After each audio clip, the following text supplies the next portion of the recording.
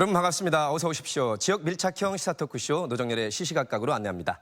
오늘도 다양한 시각과 변화하는 시각을 담아 우리 지역의 핫 이슈와 현안을 쉽고 친절하게 핵심을 풀어드리겠습니다. 오늘의 주제를 안내해드리겠습니다. 지난 13일 국회 세종의사당 설치 연구 용역 결과가 공개가 됐습니다. 국회 이전의 규모와 그에 따른 비용 문제, 또 최적의 입지에서부터 세종시로 이주하게 될 종사자들의 정착 방안에 이르기까지 다양한 심층 결과가 담겨져 있습니다. 오늘 노정열의 시시각각에서는 용역에서 제시된 대안들을 살펴보고요. 또 우리가 반드시 추진해야 할 후속 조치들 어떤 것들이 있을지 이춘희 세종시장과 함께 하나하나 따져보겠습니다. 노정열의 시시각각 지금 바로 출발합니다.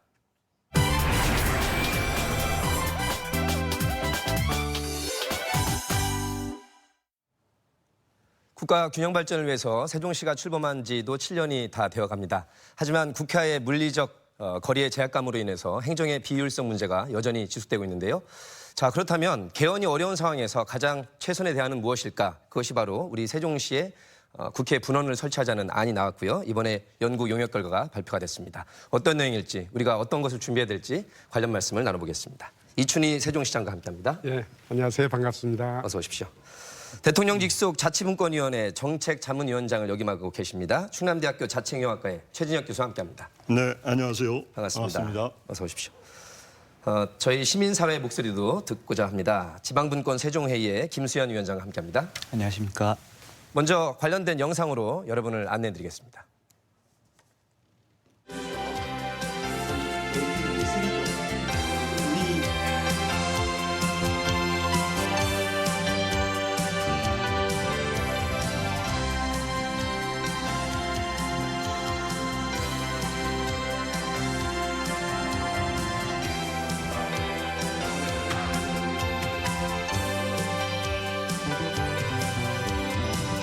그 4개 상임위를 제외한 나머지 상임위는 세종시에 가서 하는 것이 가장 효율적이라고 생각을 합니다.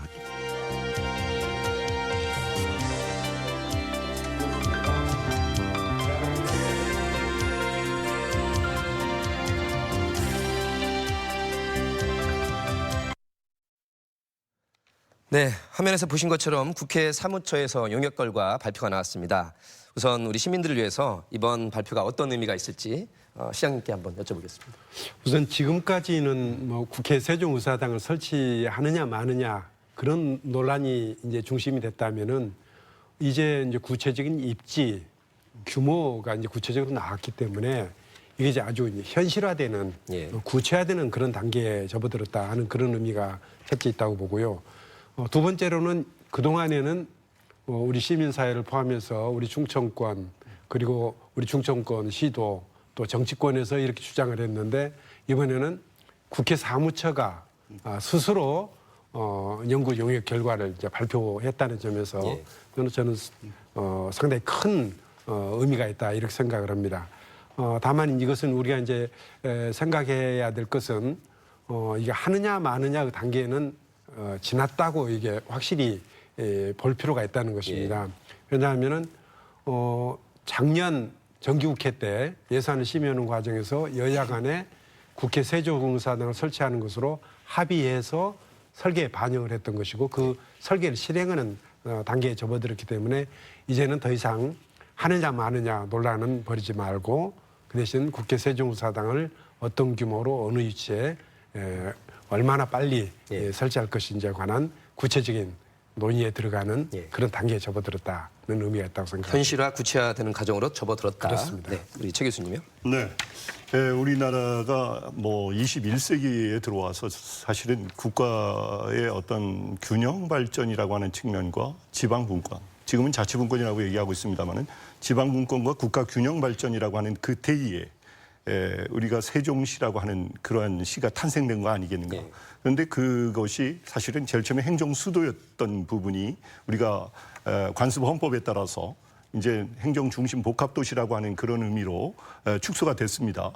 그럼에도 불구하고 이 행정중심 복합도시의 완성을 해나가기 위해서 필요한 것이 바로 국회 분원 설치였다는 겁니다. 그래서 이러한 내용이 이제는 국회에서 만들어서 발표하고 있는 이 시점이라고 할 때 저는 행정중심 복합도시의 완성 단계를 이제 들어가는 것이고 더 나아가서 정치 행정의 중심 도시로서의 대한민국의 어떤 21세기 새로운 지평을 열어가는 그런 시대로 들어갔다 하는 그런 의미를 부여할 수 있겠습니다.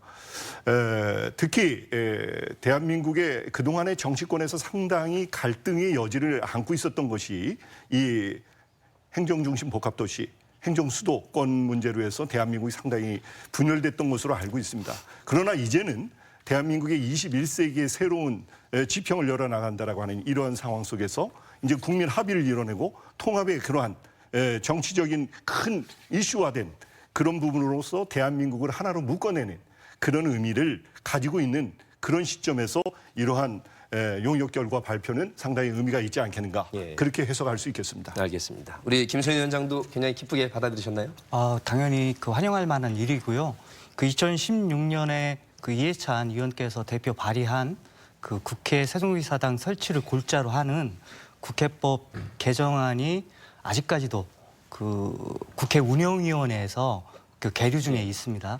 그리고 2017년 조기 대선에서 모든 대통령 후보와 정당들이 국회 세종의사당 설치를 약속하셨습니다. 그럼에도 불구하고 다행스럽게 이제 지난해 그 국회 설계비가 10억 원이 반영이 되어서 지금 점층적으로 추진되고는 있지만 아직까지는 지지부진했던 것이 현실이었고요.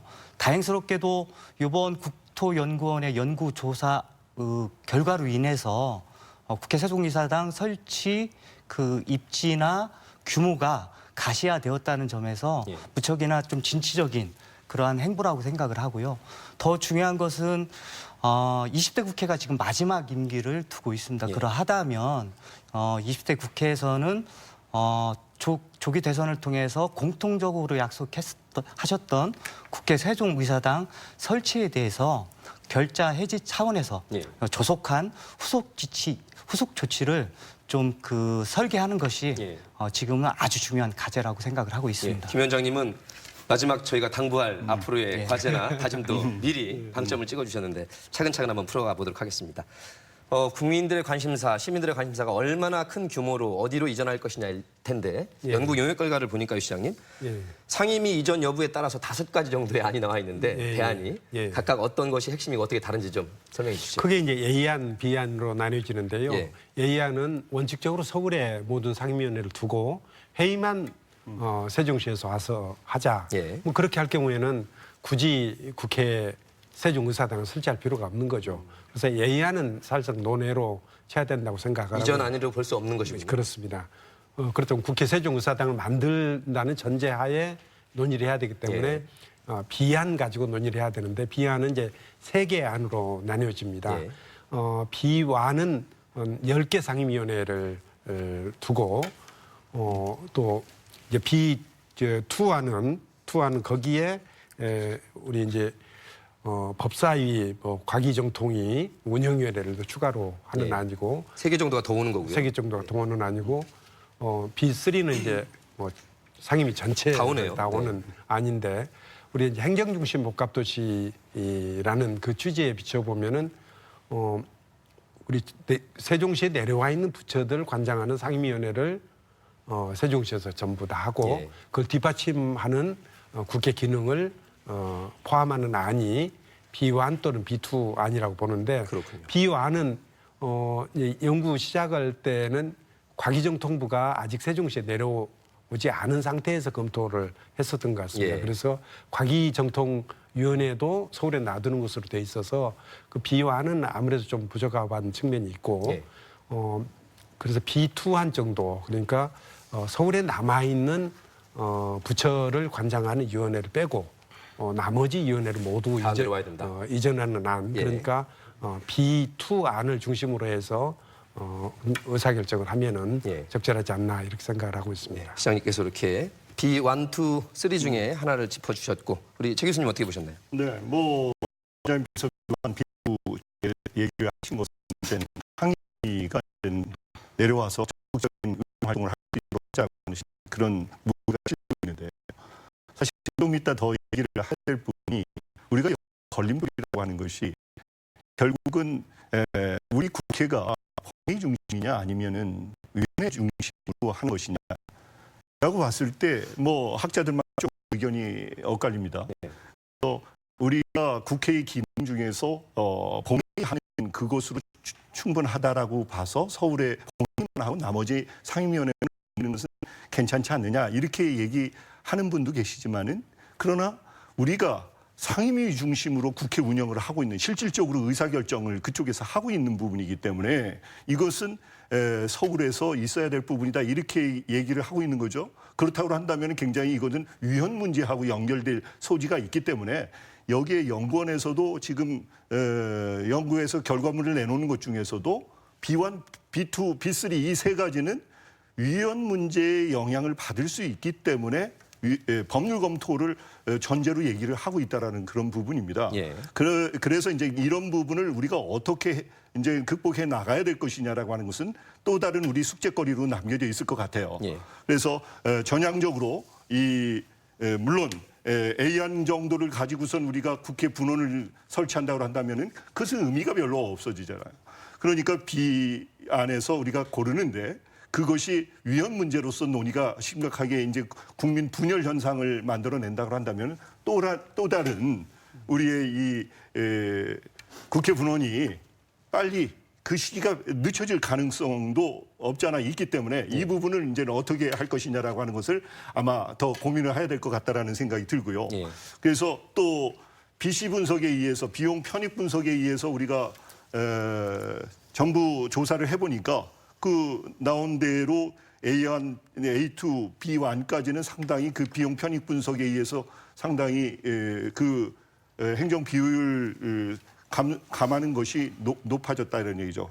그러니까 B1 정도까지는 상당히 의미가 있는데 B2, B3에 가면은 그 부분이 상당히 좀 떨어지고 있는 그런 부분들이 B2, 있어서 B3 같은 경우에는 상임위를 더욱더 많이 이전하는 안인데 그렇죠. 그렇다 보면 업무 효율 비용이 더 증가하는 것으로 나타나는 그렇죠. 것이죠. 그렇게 돼서 이제 그렇게 조사가 됐는데 네. 역시 그것도 연구원에서 단순한 그런 내용만 가지고서는 이게 접근이 됐다라는 거죠. 그래서 이제 구체적으로 우리가 거기에 이전 비용이라든지 건설 비용이라든지 이런 것까지 다 감안해서 한다고 한다면 또 다른 결과가 나올 것이라고 생각을 합니다. 예. 다만 지금 나와 있는 그런 BC 효용 분석에 의할 것 같으면은 B안까지는 그대로 행정 비효율 그 부분을 상당히 상쇄할 수 있는 그런 연구 결과를 내고 있는 거죠. 예. 그래서 뭐 비완 정도를 상당히 여기서는 얘기를 하고 있는데 아까 시장님 말씀대로 우리가 이제 이거는 앞으로 극복해야 될 부분 아니겠는가. 그것이 상당히 우리 세종시의 국회 분원을 설치하는 것이 대한민국의 정말 국가 균형 발전을 선도해낼 수 있는 그러한 그림이라고 한다면은 국민 통합 차원에서 그 합의를 이루어서 우리가 그것을 극복해 나가야 되는데 적어도 저는 헌법 개정이라고 하는 것이 우리 문재인 정부에 들어와서 분권 헌법 개정이라고 하는 안을 만들어 놓고 이것을 제대로 못하고 있다라는 거죠. 그래서 저는 이런 부분까지도 크게 고려하면서 넘어가야 될 부분이 알겠습니다, 아니겠는가. 교수님. 그렇게 생각합니다. 위원 쪽도 하나의 그 요점이기 때문에 네. 조금 더 말씀을 듣도록 하고 네. 일단 우리 네. 김선 위원장님 어떻게 대안 보셨죠 몇 가지? 예, 분석했고요. 예. 그 애안 같은 경우는 사실상 거의 실효성이 없습니다. 왜 그러냐 하면 이미 2013년부터 세종청사 내에 그 상임위원회 회의장을 그 설치를 해놨습니다. 아마도 한 250평 정도 되는 것으로 알고 있는데 설치는 해놨지만 국회에서 의지가 없다 보니 거의 뭐 무용론이 나올 만큼 유명무실화 되고 있습니다. 그러니까 회의장 설치는 이미 세종청사 내에 그 설치가 되어 있기 때문에 A안 같은 경우는 뭐 현실적인 대안이 될 수 없다 그렇게 말씀을 드리고 싶고요. 예. 그러니까 B안과 관련해서는 이번 국토연구원의 조사 결과가 저는 종합적이고 객관적이라고는 생각하지 않습니다. 하지만 않으세요? 의미가 있는 것은 이 국회 세종이사당 설치와 관련해서 본격화된 공론화의 화두를 제시했다는 아주 중요한 예. 그런 그 대목이 있는 부분이고요. 아까 이제 그 위헌성 여부와 관련해서는 저는 좀 더 적극적으로 사고할 필요가 있다는 생각이 들어요. 그러니까 이번에 국회 사무처에서 그 오히려 좀 위헌성 여부를 더 부각시키는 측면이 있는데 가장 중요한 것은 국회 운영위에서 정치적 합의가 더 중요합니다. 정치적 합의가 선행이 된다면 거기에 따른 법률적 검토나 보완의 문제는 부차적으로 반드시 해결할 수 있다는 생각이 드는 거고요. 아까 이제 비용 대비 그 편익을 말씀을 하시는데 국토연구원 조사 결과를 보면 그 출장 비용이나 시간 비용으로 한정이 되어 있습니다. 예. 그러니까 세종시는 수도권 가밀 해소나 국가 균형 발전을 위한 선도 도시로 태어났고 그러하다면 국가 균형 발전으로 인한 사회 경제적 비용 같은 것도 포함되면 더더욱 좋았다는 생각이 드는데요. 예. 어쨌든 그러한 좀 비용 대비 그 측면 효과를 보더라도 되게 단편적인 그러한 측면이 있기 때문에 그것을 절대화해서는 안 된다는 좀 그러한 말씀을 드리고 싶습니다. 우리 김수현 위원장님도 대한 B1과 B2 정도 사이에서 그렇지는 않고요. 아니에요? 예.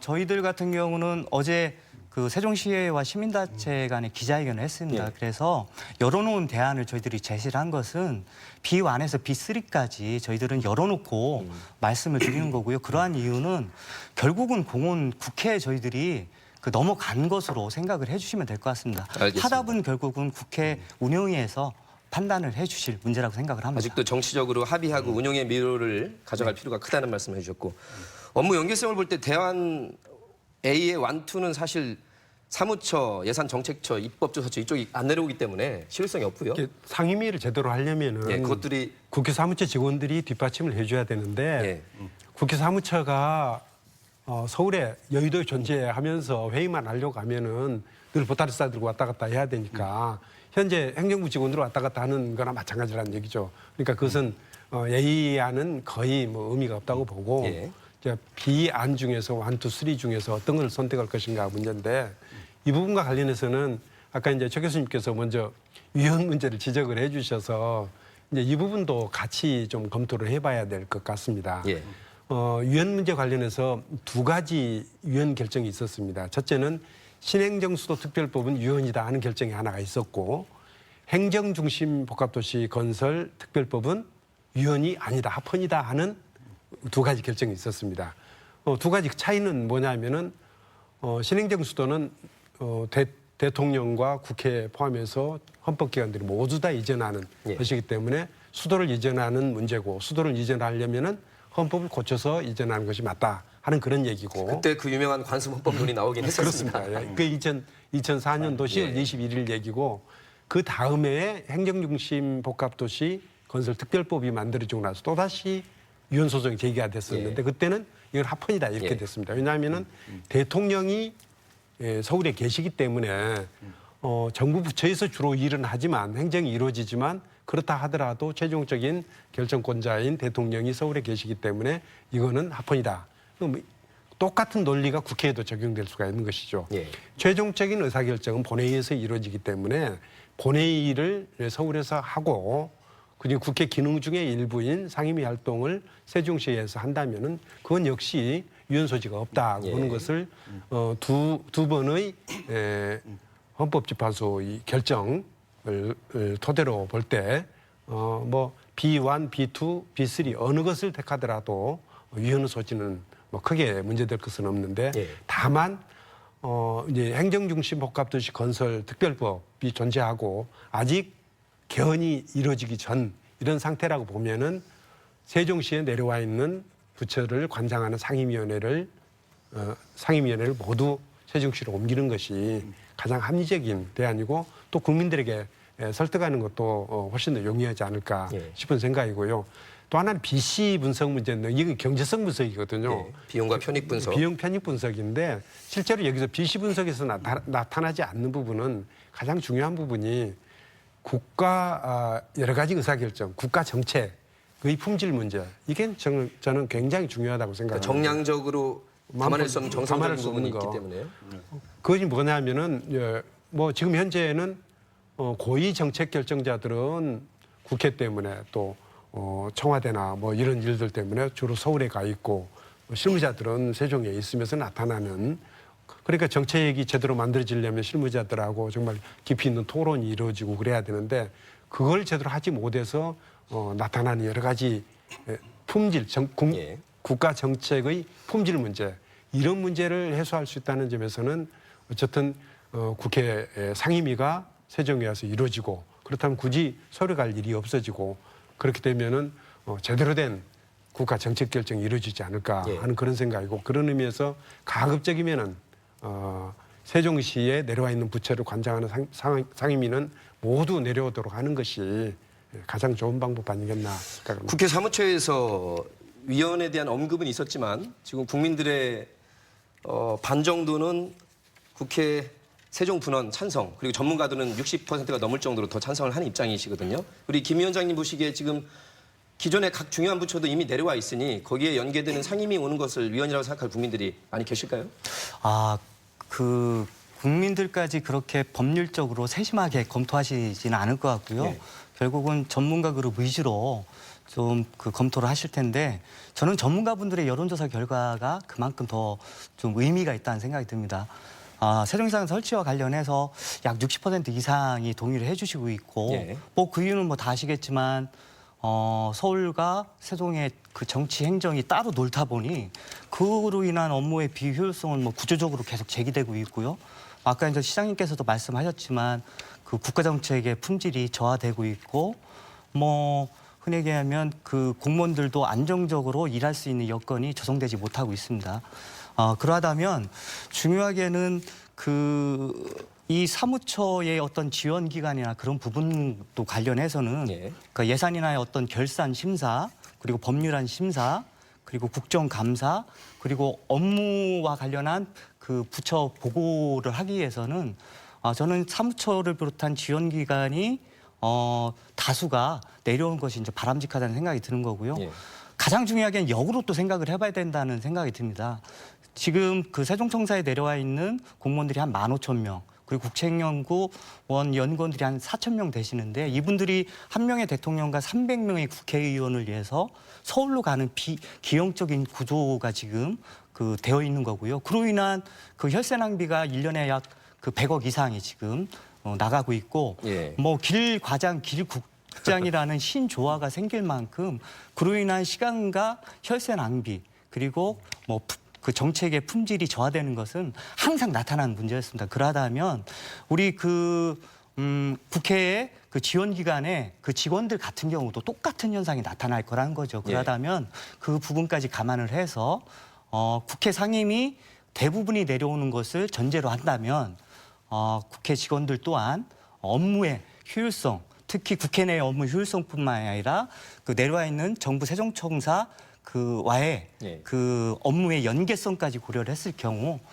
마땅히 좀 대부분이 내려오는 것이 바람직하다고 생각을 하고 있습니다. 예산정책처와 입법조사처를 포함해서 예. 연계기관들이 당연히 내려와야 할 실효성이 있다는 예, 말씀이신데 그렇습니다.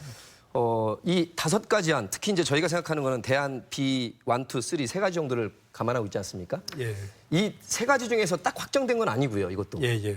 또 변화 가능성도 있습니까, 시장님?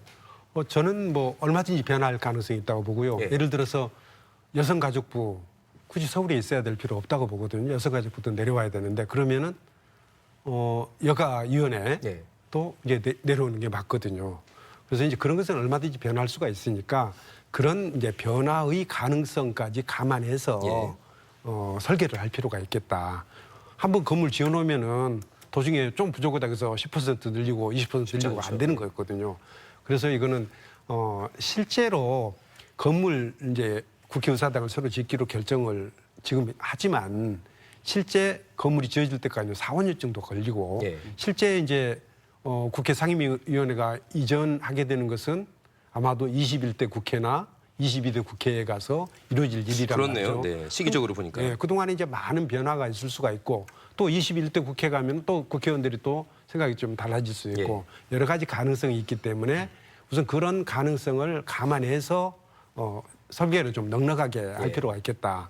또 하나는 개헌에 대해서 지난번 이제 대통령 선거 때 모든 정당에서 개헌의 필요성을 얘기를 했고 개헌을 한 후에 국회를 제대로 옮겨야 된다는 쪽으로 의견들이 다 돼 있단 말이죠. 그러면은 지금 설계를 할 때 개헌의 가능성을 염두에 두고 좀 여유 있게 설계를 하고 그리고 나중에 좀 여유 있게 공간 서울이야 땅값도 비싸고 그러니까 좀 좁게 생활하지만 여기는 이제 땅값도 좀 여유 있고 그러니까 싸고 그러니까 좀 더 여유 있는 공간으로 좀 확보를 해놓고 그 다음에 상임위원회를 어떻게 배치할 것인지 이것은 나중에 천천히 결정해도 늦지 않다. 지금은 우선은 설계하는 데 필요한 의사결정 예. 그 정도만 우선 하고 세부적인 의사결정은 또 다음 기회에 추가적으로도 하면 된다 생각을 하고 있습니다. 예.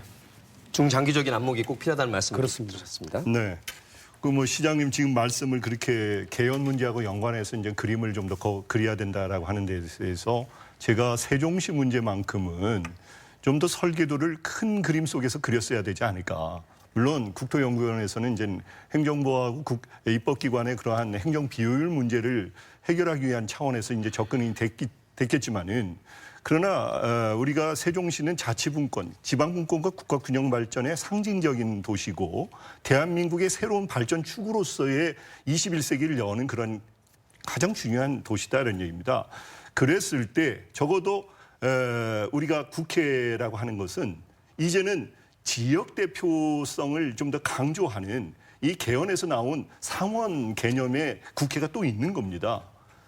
그래서 그런 부분이 사실은 세종시에 와서 지역 대표를 통해서 상원 개념의 그런 국회를 하나 만들어야 된다는 게 우리가 개헌에서 얘기했던 부분인데 그것이 제대로 잡혀질 수 있는 그런 위치로서 세종시에 입지가 된다고 한다면 상당히 이것은 의미가 커진다라는 거죠.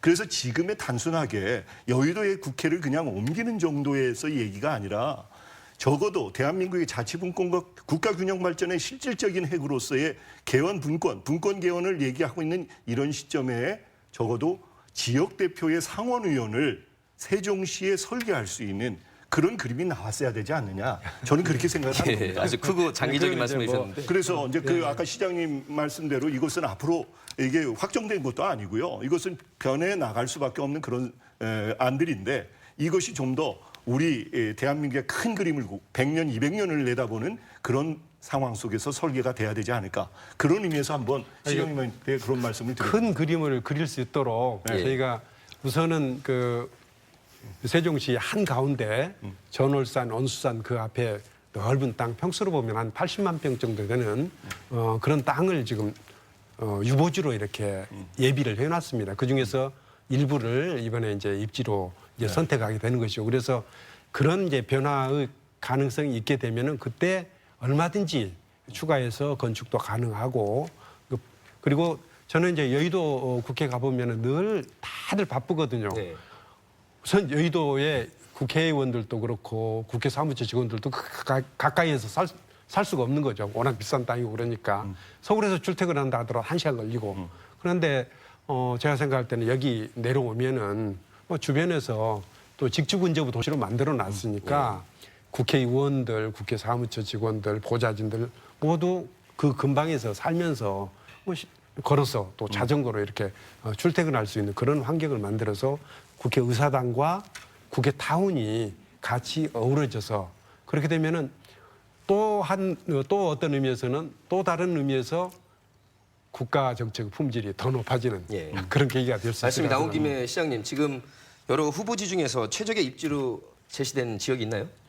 지금 5개 후보지를 놓고 검토를 했는데 예. 입지 부분에 있어서는 뭐 거의 다른 이견이 없을 정도로 여기서 A, B, C, D, E 중에서 B 후보지 어디냐면은 예. 그 원수산, 전월산 앞 그리고 앞에 중앙공원, 호수공원, 또 국립중앙수목원 이런 중앙공원이 앞에 있는데 예. 그 앞자락에 놓고 한 50만 제곱미터 지금 현재 여의도에 있는 국회의사당이 33만 제곱미터 예. 정도 되는데 50만 제곱미터 정도로 널찍하게 잡아가지고 저는 이제 좀 널찍하게 잡을 필요도 있고 또 하나는 지금 국회에 가게 되면은 국회 건물 자체가 아주 웅장하고 좀 권위적인 그런 건물로 보이는데 저는 이제 국회도 민주적인 사회에 걸맞는 그런 국회가 돼야 된다. 그렇게 하면 국회에 우리 국민들이 쉽게 편하게 친근하게 접근할 수 있는 그런 구조, 같이 쉽게 어우러질 수 있는 그런 구조로 하려면은 시민들에게 앞에 다가오는 그런 입지, 그러니까 산기슭에 둘 수도 있지만은 그보다는 좀 더 앞으로 나와서 국민들과 함께하는 그런 위치로서 이번에 비후보지가 이제 선택이 돼야 된다고 보고 있습니다. 이게 지형으로는 배산 임수의 지형이라고 그러는데 그것도 맞습니까? 그것도 맞는데 예. 산에 바짝 붙는 게 아니라 예, 좀 조금은 더 더. 앞으로 나와서 앞에 호수공원이나 또 국립수목원을 바로 앞에 두는 예. 뭐 그런 형태로 그렇게 되면 자연스럽게 뭐 호수공원이나 뭐 중앙수목원 그리고 또 그 중앙공원 이런 것들을 다 함께 쓸 수가 있는 것이죠. 그 행정중심 복합청장님으로도 예, 예. 시장님 되시기 전에 이렇게 행정을 하셨으니까 예. 이 돈 누가 되느냐도 굉장히 궁금해하실 것 같아서 예. 관련 이 자치단체들 예. 또 국회에서도 될 것 같고 어떻습니까? 지금 현재 남아 있는 거는? 뭐 원래 생각은 예. 여의도 땅 팔아가지고 이거 오는 거였죠. 그걸로, 예. 여의도 땅값 굉장히 충분한데요, 비싸고 그럼. 네. 남죠, 많이 남죠. 그 대신 국회의원들이나 또 보좌진들이나 국회 사무처 직원들이 정말 그 편하게 일할 수 있는 그런 공간을 좀 만들어 드리고 네. 또 국민들도 국회 가는 것을 좀 쉽게 가기도 하고 일하러 가기도 하지만 네. 놀러도 가고 거기 가서 사진도 찍고 이런 공간으로 만들어 줄 필요가 있다는 생각이 듭니다. 예. 아까 개헌 말씀하셨는데 각 대통령 후보들도 개헌하겠다 여러 이렇게 많은 말씀해 주셨지만 입장 차가 크기도 하고요. 지금 사법개혁, 정치개혁도 굉장히 어려워서 안 되고 있는데 개헌이 되기가 쉽지는 않을 것 같습니다만 우리 이와 관련해서는 어떤 보관이 있으신지요, 최 교수님? 우리가 오래전부터 사실은 프랑스가 그 분권 헌법이라고 하는 그런 내용을 2003년도에 하기 시작을 합니다. 예. 그래서 이제 우리나라도 정말 이제 자치분권 시대에 맞는 그러한 헌법 개정이 이루어져야 될 것 같지 않느냐. 그래서 많은 스타디를 해서 합의를 거의 이뤄낸 상황입니다. 그런데 아직 그게 진척이 안 되고 있는 거죠. 예. 이미 다 스타디는 해서 해놓은 상황인데 거기에 중요한 것이 우리가 정말 지역 대표를 만든 상원 개념의 국회를 또 하나 만들자라고 하는 거였어요. 지금 최 교수님 말씀은 상원 하원을 도입할 그렇죠. 필요성이 있다. 양원제로 이제 국회가 양원제로 가는데 이제 자치분권 시대에 맞게끔 세종시는 분권화에 맞는 지역 대표형의 그러한 정말 의원들이 거기에 상주하면서 네. 대한민국 국가의 국회의 운영을 해나간다고 한다면 이거는 자치분권의 어떤 상징적인 의미를 거기에 담을 수도 있지 않느냐. 그렇기 때문에 지금 여의도에서 오는 그 부분도 있지만은 지역 대표형 상원 국회를 설계를 여기서 대한민국이 한다고 한다면은 그 최 교수님 말씀하신 안을 네. 저희가 이제 예전에도 잠깐 있었던 시절이 있었지만 예. 우리가 미국과는 너무나 달라서 상원 하원 지금 이념적으로는 알겠는데 이거 국민들이 공감을 하실까요? 아니 충분하죠. 지금 자치분권 시대 왜 지역 우리가 243개의 자치단체가 있지 않습니까? 이 자치단체가 국회 하나만 가지고선 얘기하기가 어렵습니다. 그래서 지역 대표가 그 대표 중에서 일정 부분의 또 대표가 구성원이 돼서 예. 지역의 문제를 국가의 문제처럼 논의를 아주 연계성이 높게 할 수 있다는 거죠. 알겠습니다. 그렇기 때문에 우리는 지금 굉장히 국회의원들이 지방의회하고의 어떻게 보면은 상당히 수직적 관계 이런 관계 속에 놓이는 것을 이거는 수평적 게임으로 만들 수 있는 정말 자치분권의 화신으로서의 새로운 제도를 분권 헌법에서 생각하고 있는데 이런 부분들을 왜 우리가 그대로 놓고 가느냐. 알겠습니다. 이것을 세종시에 우리가 안착시키는 그런 노력이 또 따라야 되지 않을까. 그런 생각이 또 들어요. 그 논점을 좀 구체화할 필요가 있다는 생각이 들고요. 그 교수님께서 제안하셨던 그 양원지 도입과 관련해서는 자치분권 전문가들 내에서도 좀 분분한 부분이 있거든요. 예. 그러기 때문에 좀 더 이제 공론화의 과정을 거쳐서 좀 반영을 했으면 좋겠고요. 우선 중요한 것은 행정소도 개헌입니다. 여기에서는 아마 그게 이제 핵심일 것 같은데 그 지난 2017년 조기 대선에서 거의 뭐 그 수위는 좀 편차가 있었지만 행정수도 개헌에 대해서 대통령 후보들께서 이제 동의를 해주셨고, 그러니까 지난 그 작년 지방선거에서 그 개헌과 그 6.13 지방선거를 동시 실시하겠다는 것이 그 정치권에서 합의가 됐음에도 불구하고 결국 그것이 무산이 되면서 개헌이 결국은 수면 아래로 가라앉은 형국입니다. 그래서 다들 아시겠지만 개헌이라는 이 화두는 결국은 정치적 역동성이 좀 있을 때나 이제 가능한 부분이고요. 그렇기 예. 때문에 사실상 모르겠습니다. 내년도 총선 혹은 총선 이후에 새로운 정치 환경에서 개헌 국면이 또 형성이 되면 저희들은 당연히 그 행정수도 개헌 명문화에 대해서 다시 또 주장을 할 수밖에 없을 것 같고요. 예. 그러니까 중요한 대목은 그러한 것 같습니다. 그러니까 지금 그 행정수도 개헌뿐만이 아니라 저희들은 두 가지 전략을 항상 구사할 수밖에 없어요. 세종시 내에서는 결국은 실질적인 행정중심 복합도시를 강화하는 한편, 그러니까 본질적으로는 행정서 개헌을 동시에 이제 추진해야 되는 것인데 지금 무게중심은 행정중심 복합도시 강화 쪽에 와 있는 것이고 예. 그 핵심은 국회 세종의사당 설치이고 조속한 설계비 반영이라고 생각을 하고 있는 겁니다. 예. 균형 발전 효과에 대해서 많이들 공감대를 얻곤 있는데 한편으로는 좀 극단적인 생각일 수도 있는데요. 제 생각은 아니고 예. 그렇게 옮기는 아예 다 옮겨라. 예. 국회를 그런 의견도 일각에서 있어서 예. 그런데 다 옮기는 데 대해서 예. 아까 말한 찬성들을 많이 하죠. 예.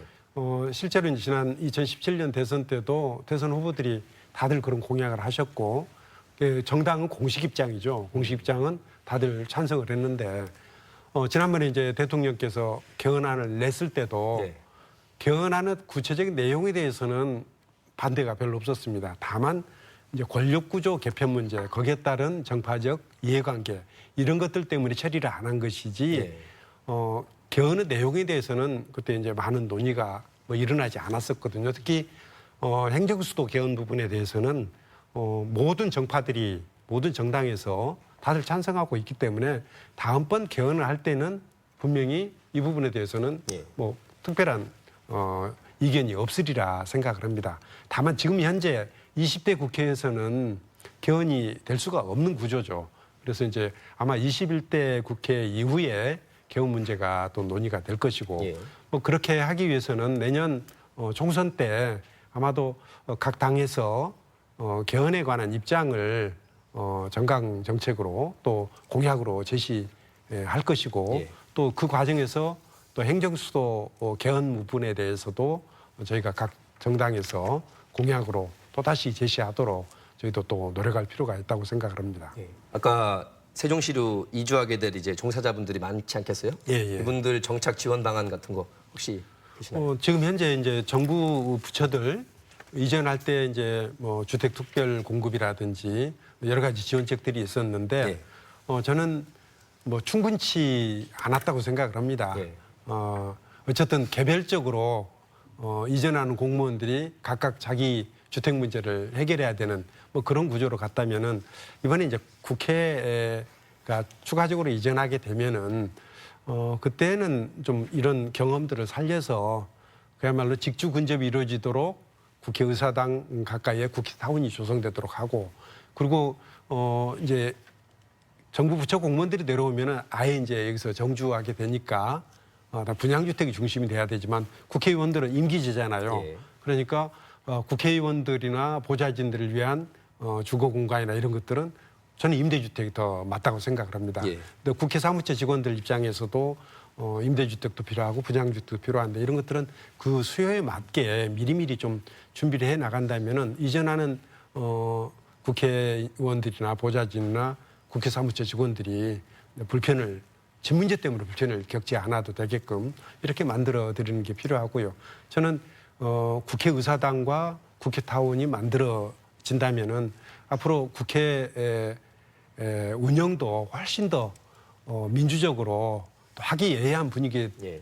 할 수 있다 이렇게 생각을 합니다. 여의도 국회 분위기를 보면은 어쨌든 아침 10시에 회의를 한다 그러면 다들 뭐 헐레벌떡 뛰어오고 도중에 차가 막히거나 뭐 이래서 경우에 따라서 막 짜증나가지고 회의장 참석하고 뭐 이런 경우도 예. 많을 거고 국회 사무처 직원들도 회의 늦게까지 이루어지고 그러면은 집에 갈 걱정해야 되고 예. 뭐 이런데 우리 국회 세종의사당에 와서 일할 때는 그런 걱정 안 해도 되게끔 그야말로 국회에서 여러 가지 뭐 예산이나 법률 재정 개정과 관련된 논의에 집중하는 뭐 그런 여건을 만들어 주는 것도 저는 필요하다고 생각을 합니다.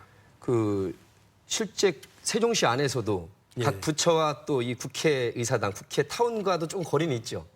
요 거리 이용 있다고 접근성, 하지만 뭐 편의성도 고려는 해야 되겠죠. 예. 설계할 때. 그래봐야 한 1km 내지 2km 정도밖에 안 되기 때문에 서울에 비하면 뭐 세 발의 피다. 아, 그럼요. 네. 그 국회 입구에서 저 뒤쪽으로 가는 뭐 그 정도 거리라고 생각하면 되고 그거는 우리 뭐 셔틀버스를 만들어 둔다든지 뭐 그런 방법으로 얼마든지 해결이 가능하기 때문에 지금 당장 필요한 어떤 협의 기구나 실무 추진 기구가 있어야 될까요? 어떻습니까? 우선 이제 국회에서 결정이 뭐 당장 필요하기 때문에 제가 속한 더불어민주당에서는 특위를 구성하기로 했습니다. 아, 하기로 했어요? 예, 이해찬 대표님하고 또 우리 지역의 원로 정치인이죠. 박병석 예. 의원께서 공동 대표를 맡으시고 또 의원님들 여러분께서 이제 위원으로 참여하고 저도 예. 또 본부장으로 이렇게 참여하는 특위를 이제 구성해서 국회에서 빠른 후속 조치를 촉구하는 작업을 하기로 했습니다. 실무 추진 특위가 예, 그렇습니다. 구성이 됐고 예. 속도가 붙을 것 같습니다. 그래도 관련하면서 보니까 뭐 거의 2024년이나 돼야 아마 최종 건물이 그러니까 이제 이 순서로 보면은 지금 금년에 당장 해야 될 일이 우선 건물 규모가 크기 때문에 첫째는 설계 공모를 해야 됩니다. 예. 설계 공모를 해서 건물을 높게 지을 것인지 낮게 지을 것인지 동그랗게 지을 것인지 네모나게 지을 것인지 여러 가지 가능성이 있잖아요. 그 설계 공모를 하려면 아까 말한 B1, B2, B3 중에 어느 정도 좀 정리가 돼야 되지 않습니까? 예, 그러니까 규모는 예. 넉넉하게 규모는 여유 있게 좀 잡아서 설계를 좀 할 필요가 있다는 수 얘기죠. 있도록, 예. 그렇게 해서 어떤 대안을 선택하더라도 문제가 없게끔 해야 되고 이게 설계 공모를 하게 되고 그 다음에는 설계 공모 결과가 나면 설계 공모는 이제 그림으로 말하면 스케치에 예. 스케치라고 보시면 되고요. 그 다음에 이제 구체적인 색칠을 하고 세부 설계를 하는 그 다음 작업이 내년, 내후년에 이루어지고 대개 그런 설계 소요되는 기간을 한 2년 정도 보면은 내년, 내후년에 설계를 한다 치면은 그 다음에 2022년 정도에 착공이 가능하고 예. 아마 2, 3년 정도 걸려야 건물이 지어지기 때문에 실제로는 2024년이나 2025년 정도가 되어야 예. 실제 이전이 이루어지는 그런 시기가 될 것 같습니다. 세종시 엊그제 설치된 것 같은데 벌써 7년 지나서요. 그렇습니다. 제가 보기에는 2024년도도 금방 올 것 같습니다. 학계에서도 많은 학계 지원도 좀 해주시고 아까 말한 위헌 논란 포함해서 우리 지방 행정적으로 우리 시민들에게 도움이 되는 좋은 정보 좀 많이 주시길 바라겠습니다. 네, 그래서요. 지난번 우리 문재인 정부에서 대통령 소속 자치분권위원회가 있습니다. 거기에 이제 세종 제주특별위원회가 있고 그다음에 엊그제 정책자문위원회라고 하는 것을 발족을 했습니다. 그게 지금 정책자문위원장이 되신 거죠, 네. 교수님? 근데 이제 그 얘기가 뭐냐면은 우리가 많은 자치분권 제도를 만들어 놓았는데 그동안에 한 제대로 이게 잘 스며들지 못하는 부분이 있다라는 거죠. 그래서 전국에 한 143명의 대표 전문가 선생님들을 모셔놓고 주민들에게 제대로 이제 주민 주권의 논리에 맞게끔 이러한 제도가 주민들에게 정말 실익이 돌아갈 수 있는 그런 차원에서의 홍보라든지 여러 가지 주민과 함께 갈 수 있는 그러한 상황 속에서 정책을 만들어서 이제 우리가 보고하게 되는 그런 위원회인데요.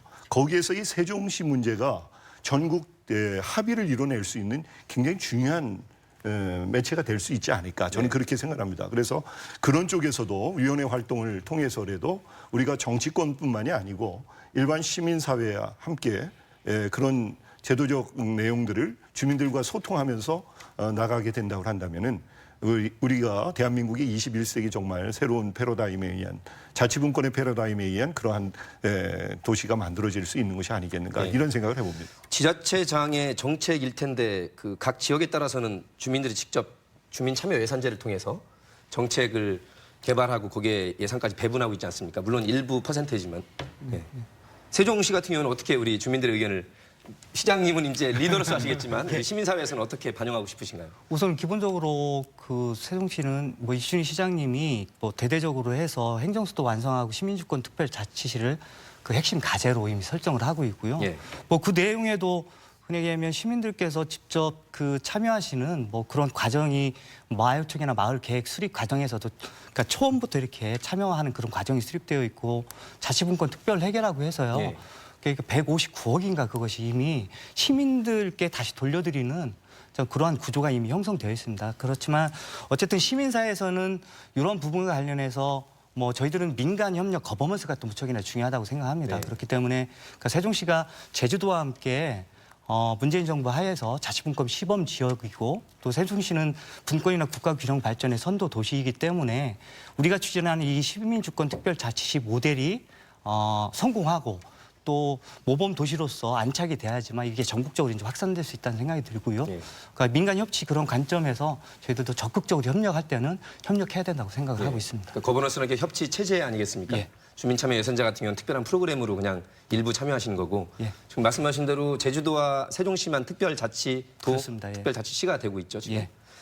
우리 시민들께서 많이 좀 기대를 하시겠습니다. 얼마 전에 나온 이 용역 결과 때문에. 예. 우리 우선 이제 세종시가 국회 세종의사당이 이제 설치가 되면은 우리 세종시는 그야말로 실질적인 행정수도 저희가 이렇게 얘기를 하고 있는데 네. 실질적인 자 빼고 그냥 행정수도 이렇게 이제 부를 수 있게 되지 않을까 이렇게 생각을 하고요. 저는 뭐 이제 제가 이제 공직 생활을 말단 공무원부터 이렇게 쭉 해왔습니다만 역시 의사결정자들이 정말 국민들을 위해서 그 국정에 전념할 수 있는 그런 여건을 만들어 주어야 뭐 좋은 정책이 나오고 국민들도 이제 편안할 수 있을 것 아닌가. 그러니까 서울 시대에 비해서 행정수도 세종 시대가 국정 운영에 있어서 훨씬 더 효율적이고 국민들을 훨씬 더 행복하고 편안하게 만들 수 있는 뭐 그런 시대가 될 수 있도록 해야 되는데 예. 이제 그런 공간을 만들어주는 책임은 뭐 저희 시에도 상당 부분 있다고 생각하고요.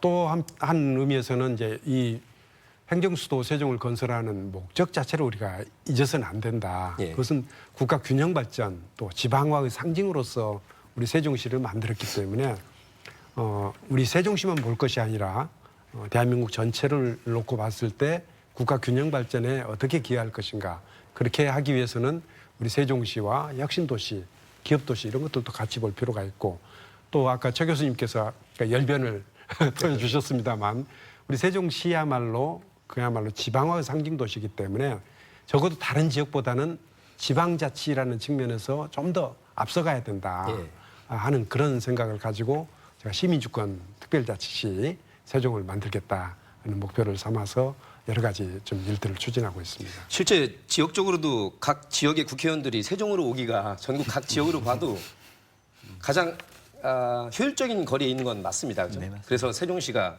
행정중심 복합도시로 선정이 됐고 시민사회계에서 혹은 우리 세종 시민들, 또 우리 대전, 충남 세종 시민들 포함해서 우리 어떤 걸 바라고 싶으신지 뭘 준비해야 될지 생각하신 게 있으실 것 같아요, 위원장님. 우선은 그 언론의 기사를 보면 그 국가균형 발전 차원에서 보더라도 세종시는 어쨌든 국가균형 발전의 상징 도시인데 9월달 되면 통계청의 조사에 의하면 수도권 인구가 역사적으로 50% 이상을 넘는다고 합니다.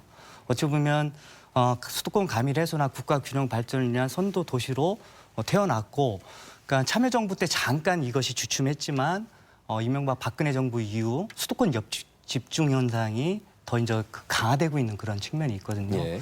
그렇기 때문에 세종시의 탄생 취지에 맞게 국가균형 발전 차원에서도 아까 이제 혁신도시 지정이나 뭐 공공기관의 이전이 이제 재추진되겠지만 이 부분과 관련한 국가균형 발전과 관련해서도 그 문재인 정부 차원에서도 좀 그 중장기적인 근본적인 대책 수립이 이제 필요하다는 생각이 들고요. 예.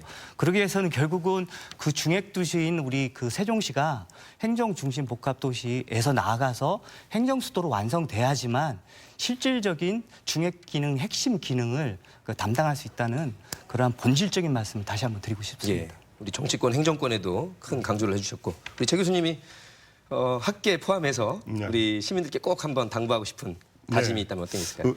우리가 지금 이제 충청권의 인사들이기 때문에 이런 얘기들은 자연스러울 수가 있고요. 네. 다만 제가 아까 말씀드린 대로 대한민국 국민의 통합을 이뤄내야 되는. 다시 말하면은 이게 사실은 정치권의 산물로 어떻게 등장되어진 부분이 있어서 한계가 있는 거죠. 왜냐하면은 정치적으로 이게 접근이 됐지 않습니까? 예? 노무현 정부에서 이제 그런 부분이 있었기 때문에 자꾸만 정치적으로 이 표를 가지고선 갈라지는 이런 부분이 있기 때문에 이제는 그런 시대를 접자라는 겁니다. 그래서 국민 통합의 시대를 열어나갈 수 있는 그런 도시로 만들기 위해서 정말 그런 쪽에 우리 충청권이 아니라 이제 설득해 나가고 합의를 도출해 나가는 17개 시도가 예. 함께 머리를 맞대고 나가는 그런 전향적인 어떤 토론회가 열리고 합의를 이뤄낼 수 있는 예. 그런 쪽에서 저희 학계라든지 또 정책자문위원회라든지 또 시민사회 또 정치권에서 함께 협력을 해야 될 부분이 아니겠는가 그런 생각을 해봅니다. 예, 많이 애써주시고요. 시장님께는 두 가지를 좀 여쭤봐야 될 것 같아요. 한 가지 국회의사당뿐만 아니라 대통령의 청와대 세종 제2집무실도 계속 논의가 되고 있어서 예. 이번 용역 결과를 바탕으로 조금 더 힘을 받을 수 있을까요? 뭐 그 부분은 이제 실제로 상당 부분 이미 검토가 이루어졌고요. 예. 지금 저 행정안전부 그리고 과기정통부가 금년에 내려왔죠. 이미 예. 이전을 했지 않습니까? 거기 이제 이전하게 되는 공무원들을 이제 수용하기 위한 건물로 제3청사를 지금 짓고 있거든요. 예. 그래서 그 직전 그 행정안전부 장관 김부겸 장관께서도 이미 여러 차례 말씀하신 바대로 그 건물에 한 층 정도를 뭐 대통령을 위한 집무공간으로 뭐 했으면 좋겠다 그런 말씀도 계셨고 그러니까 그것은 뭐 그런 방식으로 좀 추진했으면 좋겠고요. 다만 이제 대통령께서는 역시 이제 대통령 집무실을 추가로 만든다고 해서 너무 요란 떨거나 많은 비용 들어가거나 이렇게 하는 것은 좀 피했으면 좋겠다. 지난번 광화문 청사도 그런 예, 예. 의미에서 좀 미뤄졌죠. 국민들 불편하게 하거나 많은 비용 들어가는 부분에 대해서는 좀 조심스럽게 생각하시기 때문에 뭐 그런 뜻을 살려서라도 살리는 의미에서라도 제3청사의 한 층 정도를 예. 대통령 집무실로 이렇게 할애한다면은 뭐 저는 뭐 큰 문제 없으리라고 봅니다. 알겠습니다. 저 규제 특구 자율주행 잘 되고 있습니까 지금 사업? 예, 지금 세종이 하도 사업이 많아서요. 네. 이제 지금 아직 초기 단계인데요. 우선 지금 두 가지를 하고 있는데 첫째는 이제 추진 기구를 지금 잘 구성해 나갈 필요가 있고요. 그거는 지금 준비를 하고 있고 또 하나는 뭐 이 일 추진하는 데 있어서는 상당히 많은 예산이 필요한데 그 예산을 지금 정부 예산에 지금 반영해서 예. 내년도 예산에서 좀 충분한 재원을 확보하는 일이 지금 현재 추진되고 있는 예, 일입니다. 과제가 많으십니다. 우리 특위 본부장이기도 하신데 예. 우리 시민들께 바라는 바 또 다짐 끝으로 총평해 주시죠. 우선 그 국회 분원 얘기가 처음 나왔던 게 제가 아마 처음 말씀을 드렸을 텐데 2012년의 일이니까 벌써 7년 넘어서 8년이 돼가고 있습니다. 이제 논의는 충분히 이루어졌다고 생각하고요. 그리고 국회 사무처의 연구 용역 결과도 나왔기 때문에 이제 실행하면 됩니다. 계속해서 논의만 할 것이 아니라 이제는 구체적으로 실행하는 단계에 접어들었다. 또 그렇게 말씀드리면은 우리 세종 시민을 비롯해서 충청권 주민들이 이제 다 됐다 이렇게 마음 놓을 수가 있는데 저는 이제 시작이라고 봅니다. 네. 정말 좋은 국회 세종의사당이 될 수 있으려면은 여전히 우리 충청권 모든 주민들께서 정말 제대로 일이 진행되는지 하는 것을 관심 있게 지켜보시고 앞으로 또 여러 가지 또 논란이 또 벌어질 텐데 그 논란 과정에서도 좀 힘이 되어 주십사 하는 그런 부탁을 말씀드리고 무엇보다도 이 정도 진전이 있을 때까지 정말 충청권 지역 주민 모두에게 진심으로 좀 감사드린다는 말씀도 드리고 싶습니다. 네. 자, 오늘 이 주제 관련해서 정말 격이 없는 솔직한 말씀해 주신 세 분께 진심으로 감사드립니다. 대전 MBC 노정연의 시시각각 다음 주 이 시간에도 변화한 시각과 다양한 시각을 담아서 여러분과 함께하겠습니다. 고맙습니다.